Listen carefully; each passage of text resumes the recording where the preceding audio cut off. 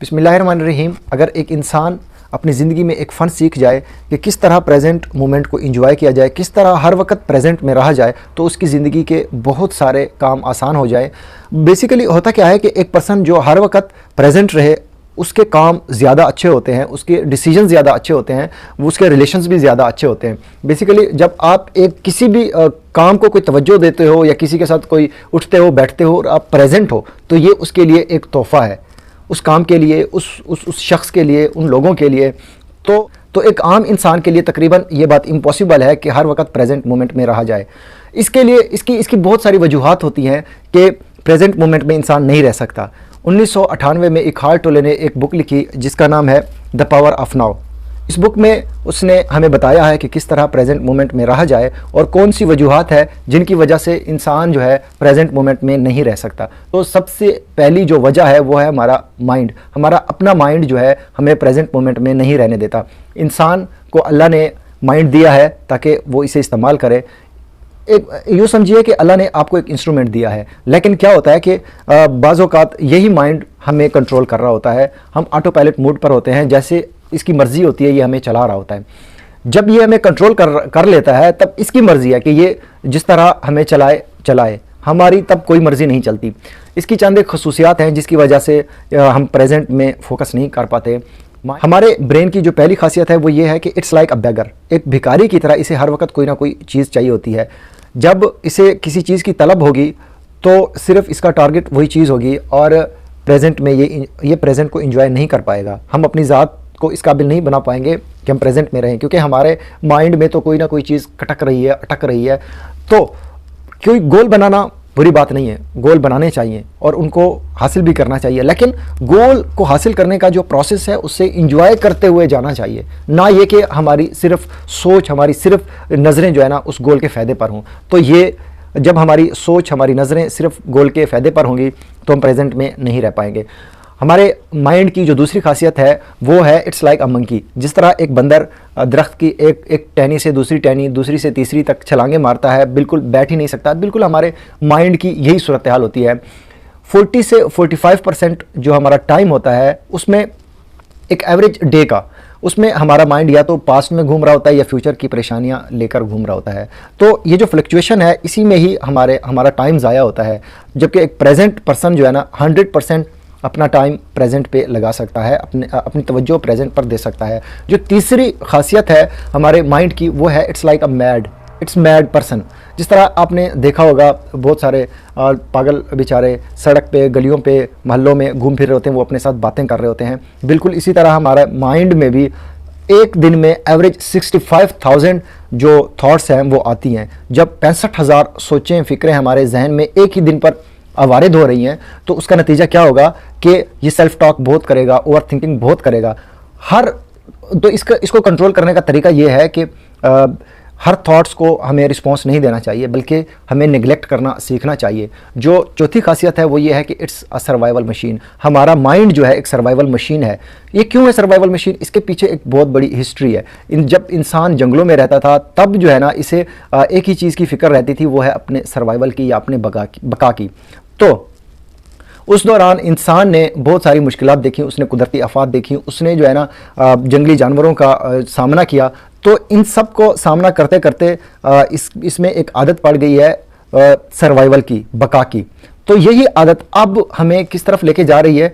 हमें एक unconsciousness state की तरफ लेके जा रही है, एक मदहोशी की तरफ, एक बेचैनी की तरफ।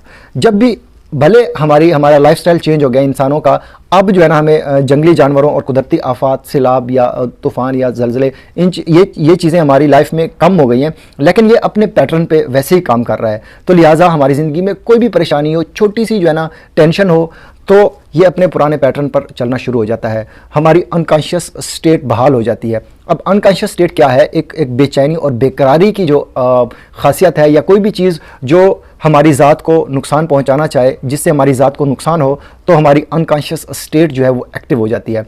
अनकॉन्शियस स्टेट जो है वो दो तरह की होती है। एक होती है ऑर्डिनरी।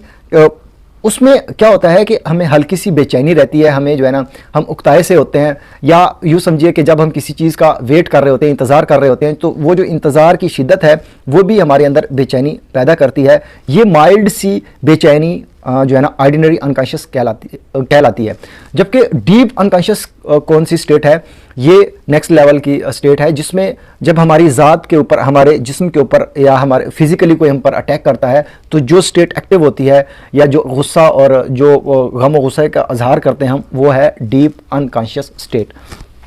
इसको ख़त्म करने के लिए हमें कॉन्शियस स्टेट में आना पड़ेगा, हमें होश के नाखून लेने पड़ेंगे, हर वक्त हमें एक्टिव रहना पड़ेगा। अब कुछ चीज़ें होती हैं जो हमें कॉन्शियस स्टेट में आने के लिए रोकती हैं।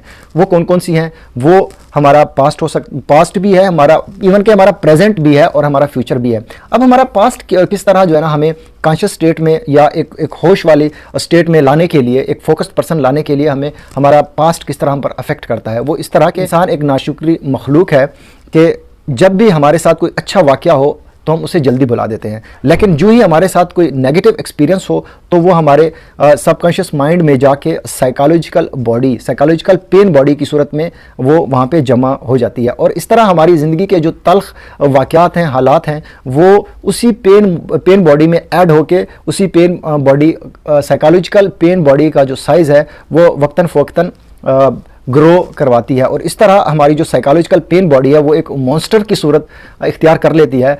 और जो ही उसी वाक़े से रिलेटेड कोई फ्लैशबैक हमारे जहन में आता है या किसी इंसान ने हमारे साथ बुरा किया होता है, जब वो सामने आता है या उसकी कोई याद आती है तो वो मॉन्स्टर क्या करती है, हमारे माइंड को कंट्रोल कर लेता है, वो जो साइकोलॉजिकल पेन बॉडी है। तो इस तरह माजी के तल्ख हालात वाक़यात भी हमारे माइंड को कंट्रोल करते हैं। और दूसरा है फ्यूचर किस तरह जो है ना हमारे माइंड को कंट्रोल करता है। वो इस तरह के, अगर हमने फ्यूचर में कोई काम करना है या किसी काम की हमें परेशानी है या हमें पता है कि ये काम हमने करना है, काम है फ्यूचर में, हम हैं प्रेजेंट में, ठीक है, तो क्या होता है कि ये जो फ्यूचर और प्रेजेंट के दरमियान गैप है ना, ये हमारे अंदर एक एंग्जाइटी या परेशानी क्रिएट करता है।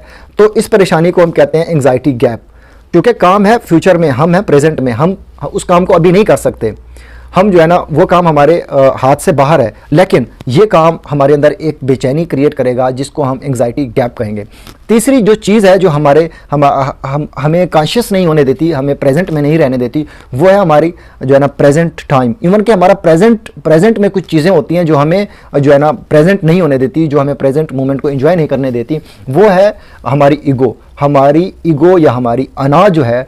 क्या है? कोई भी चीज़ जो आपको दूसरे इंसान से डिस्टिंग्विश करे, आपके और दूसरे इंसान के दरमियान एक फ़र्क क्रिएट करे, एक इम्तियाजी खसूसियत पैदा करे आप में, वो आपकी ईगो को बूस्ट अप करती है या वो आपकी ईगो कहलाती है। मिसाल के तौर पर अगर मेरे पास गाड़ी है, किसी दोस्त के पास गाड़ी नहीं है, तो मेरी ईगो उससे बड़ी होगी।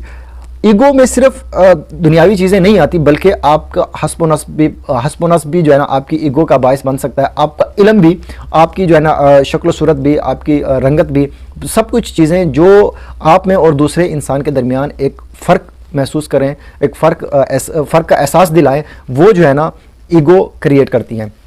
बेसिकली अब कॉन्शियस स्टेट में आने के लिए हमें जो पास्ट के एक्सपीरियंसेस हैं pen body, psychological pen body की सूरत में, उसको भी हमें कट करना होगा, हमें अपनी ईगो को भी छोड़ना होगा और हमें एंग्जाइटी गैप को भी ख़त्म करना होगा। तो बिल्कुल इस तरह क्लियर होके अब हम कॉन्शियस स्टेट में इंटर हो गए। जो अगली स्टेट है वो किस तरह इसमें हमने मुस्तकिल रहना है। बुक कहती है कि हमें जो है ना एक कॉन्सेप्ट को ख़त्म करना होगा, टाइम के कॉन्सेप्ट को, साइकोलॉजिकल टाइम या जो क्लॉक टाइम है उससे निकलना होगा कि सुबह है, दोपहर है, शाम है, इस चीज़ को ख़त्म करना होगा, बल्कि सिर्फ एक ही स्टेट में रहना होगा, कॉन्शियस स्टेट में, और एक ही चीज़ को एंजॉय करना होगा, वो है प्रेजेंट मोमेंट। एक ही चीज़ को फोकस करना होगा, वो है नाउ पर फोकस करना होगा। नाउ पर फोकस करने के लिए हमें कुदरत के निज़ाम को देखना होगा। कुदरत का निज़ाम किसी भी वक्त बंद नहीं हुआ, ये हर वक्त फंक्शनल रहता है। सूरज जो है चमक रहा होता है, चांद तारे टिमटिमा रहे होते हैं, चांद अपनी पूरी आबोताब से चमक रहा होता है, जो है दरिया बह रहे होते हैं, समंदर ठाठे मार रहा होता है, ठीक है, घास उग रही होती है, दरख्त बढ़ रहे होते हैं। कोई भी निज़ाम साकित नहीं है, निज़ाम चल रहा है।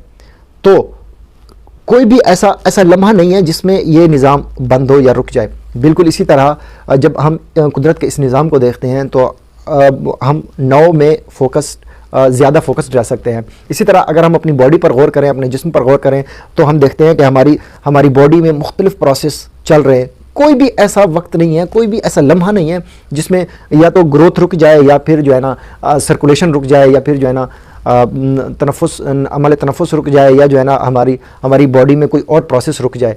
मतलब साकित हो जाने का नाम मौत है। बिल्कुल इसी तरह अगर हम गौर करें इस्लाम पे, तो इस्लाम का हर पहलू जो है ना हमें एक चीज़ का दर्स देता है कि प्रेजेंट रहना चाहिए। इस्लाम के अरकान देख लीजिए, तौहीद है, नमाज, रोज़ा, ज़कात, हज, ये सारी चीज़ें जो है ना हमें एक ही चीज़ की तरफ लेकर आती हैं कि प्रेजेंट मोमेंट में रहा जाए। रूमी कहते हैं the past and future wheel God from your side burn both of them, कि माजी और मुस्तकबिल जो है ना आपके दरमियान और खुदा के दरमियान एक पर्दे की मानंद है, तो इन दोनों को जला दो, पास्ट को और फ्यूचर को जला दो। खुदा की रहमत हर वक्त इंसान पर नाजिल हो रही होती है। इस तरह नौ में रहकर हम कोई भी काम करें तो वो होली एक्शन होगा, वो कंसीक्रेटेड एक्शन होगा, वो जो काम होगा वो बाकी लोगों की